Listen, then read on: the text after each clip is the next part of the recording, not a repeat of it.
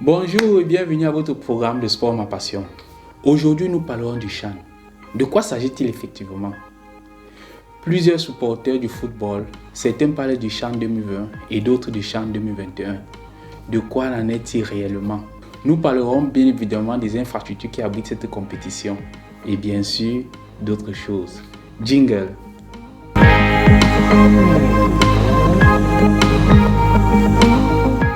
Comme nous nous sommes posé la question au début, qu'est-ce que c'est que le CHAN?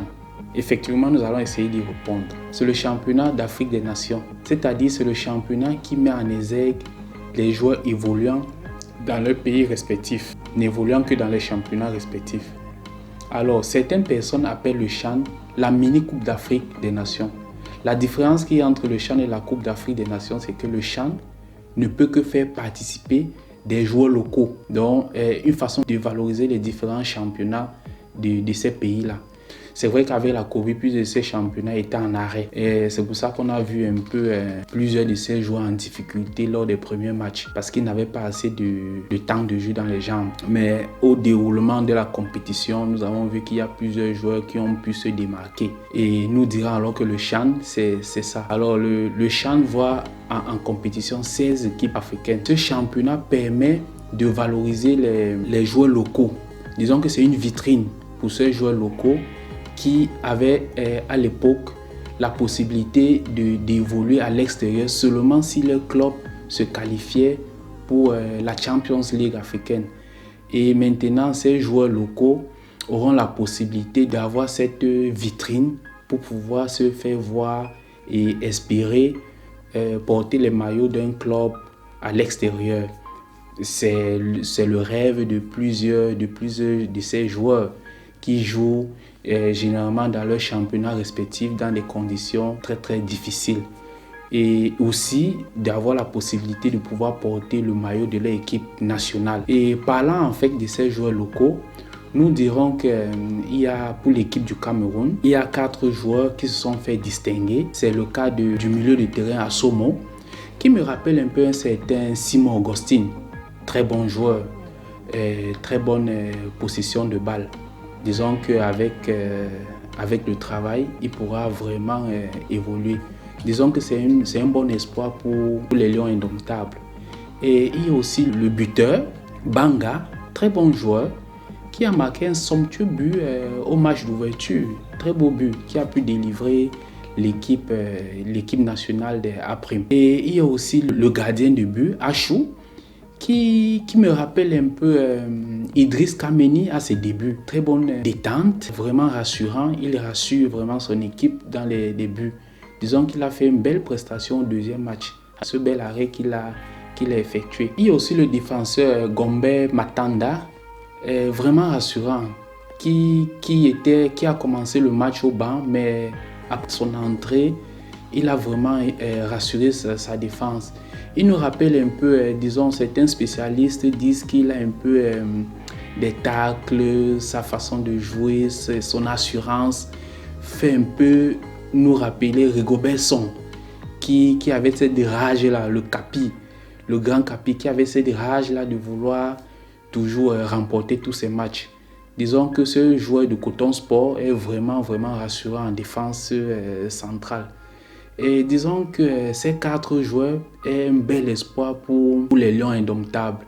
Et il serait vraiment important pour les entraîneurs de pouvoir puiser dans cette réserve-là qu'est l'équipe nationale A'. Pourquoi certains supporters parlent du CHAN 2021 et d'autres du CHAN 2020? Et effectivement, je peux vous rassurer, il s'agit bel et bien du CHAN 2020 parce que cette compétition devait d'abord se dérouler en Éthiopie en 2020. Puis le COCAN et le sponsor officiel ont décidé de le confier au Cameroun. Ça allait se dérouler du 4 avril au 21 avril 2020 au Cameroun. Mais avec la venue de la Covid, le COCAN et le sponsor officiel ont décidé de reprogrammer cette compétition. C'est pour ça qu'on l'a déplacé du 16 janvier au 7 février 2021 au Cameroun. Mais vu que les différents gadgets et les accessoires et l'habillage avaient déjà été faits, ils ont décidé de maintenir la dénomination CHAN 2020. Et effectivement, c'est pour ça que la dénomination reste CHAN 2020. Donc ne confondez pas, il ne s'agit pas de la CHAN 2021, mais il s'agit du CHAN 2020. Parlons effectivement maintenant des stades. Pour cette compétition de la CHAN qui se déroulera du 16 janvier au 7 février 2021 au Cameroun, le COCAN et les sponsors ont retenu 4 stades qui verront la participation de 16 équipes africaines. Il s'agit comme ça du stade Amadou Ahidjo avec une capacité de 40 000 spectateurs. Nous avons dans le groupe B le stade de Japoma à Douala avec une capacité de 50 000 spectateurs. Nous avons le stade de la réunification à Douala qui abritera le groupe C avec une capacité de 30 000 spectateurs. Et nous avons dans le groupe D au stade Omnisport Stadium à Limbe avec une capacité de 20 000 spectateurs. Nous devons avouer par là que vraiment ces infrastructures sont vraiment belles. En l'occurrence le stade de Japoma. Très belle vue aérienne, très belle pelouse. À ne pas aussi négliger le stade de Limbe qui a une très belle pelouse. Même celle du stade Amadou Ahidjo qui a été réfectionné, qui ont des très belles pelouses. Nous voyons bien évidemment comment le ballon circule. Et nous parlerons aussi effectivement de ces différentes poules. Effectivement, les différentes équipes qui composent les différents groupes sont, dans le groupe A, nous avons le Cameroun, le Mali, le Burkina Faso et le Zimbabwe. Dans le groupe B, nous avons la République démocratique du Congo, le Niger, la Libye et le Congo. Dans le groupe C, nous avons le Maroc, le Togo, le Rwanda et l'Ouganda. Dans le groupe D, nous avons la Guinée, la Zambie, la Tanzanie et la Namibie. Nous pouvons avouer, du moins selon moi, que le plus beau match de ce tournoi était le match entre l'Ouganda et le Togo. Très beau match, très beau but qui a vu la victoire comme ça du Togo. Avec ce match Togo-Ouganda, nous pouvons avouer comme ça, sans oublier aussi d'autres rencontres. Nous avons vu des belles rencontres. Nous pouvons avouer comme ça que le championnat africain regorge des énormes talents. Il y a des talentueux dans les championnats africains.